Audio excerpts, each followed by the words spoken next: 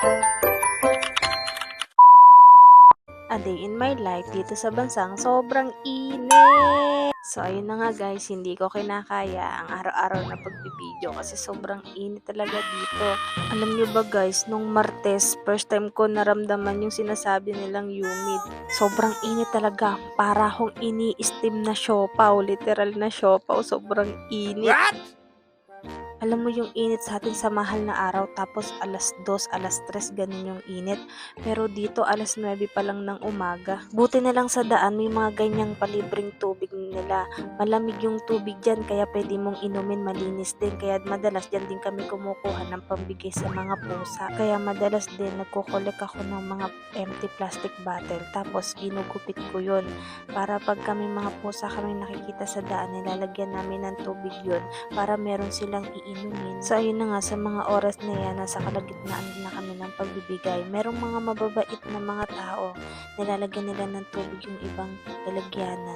Gumagawa rin sila ng ibang paraan para makapagbigay ng tubig sa mga pusa na nasa daan. Dito naman sa gilid ng building na to, may mga pusa din. Tapos may nagbibigay din sa amin dito ng juice. Mababait sila dito. Madalas binibigyan nila kami ng 4 na perasong juice, tigdalawa kami ni mama. Nakakatuwa lang na na-appreciate nila yung pagbibigay namin sa mga cat, kaya sila din nagbibigay din sa amin ng kahit maiinom namin. So ayun na nga, sa mga oras na nasa last na estasyon na kami. Ganito ang gawain namin sa araw-araw na pagpasok. Aalis kami sa bahay ng like 9:10, tapos makarating kami ng 9:45. Yung 35 minutes na paglalakad namin sa init ng araw, nangahanap kami ng mga pusa na mabibigyan ng food saka ng mga water. So ayun na nga, sa mga oras na yan, malapit na kami sa trabaho. Selfie in the mirror. Dati mga puno na yun sa baba, mga buhay pa yun, may mga dahon. Ngayon wala na kasi sobrang init talaga. Ayun yung pinaka-building ng mall na pinapasukan namin. Ayan, nasa loob na kami, di ba? Pawis na ang person. So, ito na, mag-open na ng lights at magta-time in na, at syempre, bubuksan na ang laptop para makita kung ano ang appointment today. At sa mga oras na to, gabi na pala, uwian na. Natapos na naman ang maghapong pagpapanggap sa duty. Tapos dito, kahit na gabi, sobrang init pa rin. Talagang paglabas mo pa lang, ramdam mo na sa mukha yung init, para kang nasa oven. Ngayong gabi na to, wala kaming bibilin, kaya diretso kami sa pag-uwi. Diretso ulit kami sa mga estasyon dahil naghihintay pa ang mga kuting. Sa mga oras na to, nakatawid na kami, hinahanap na namin ang kuting na kulay puti. Hindi namin ba siya makita? Ang nakita lang ni mama, ayun yung nanay. Yan yung nanay niya, pinabayaan niya na anak niya. So ayun pala, nandito pala siya sa kabilang side sa may harapan ng building. Ayan, masyado iyak. At ito namang si Mami Cat, ayan, meron na naman ng liligaw sa kanya. Ay naku, babakat, madadagdagan na naman. Tinan mo, ang liliit pa ng mga baby niya, o galit pa yan siya.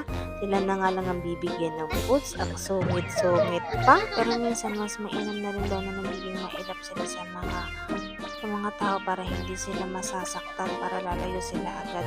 Ayan si Nano, nakaabang na sa amin. Alam na nila yung mga oras ng pag-uwi namin. Nanganak din yan eh. Ang liit-liit, ang cute-cute ba? May anak na siya. Ang bata-bata pa. So ayan, malapit. Hindi, malayo pa kami dyan.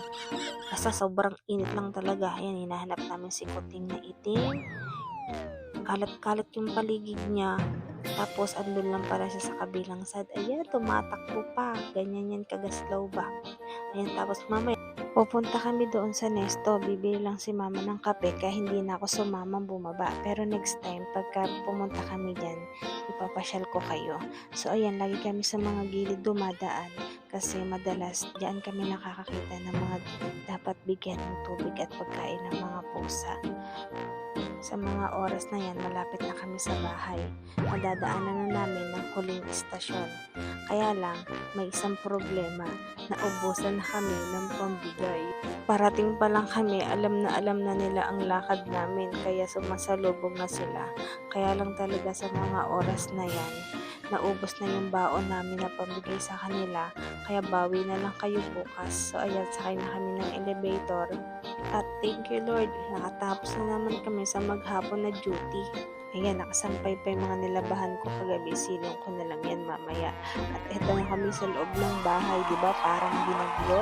Sobrang lilikot ng Queen at Miracle na yan. Yan lang guys. Salamat! Bye-bye!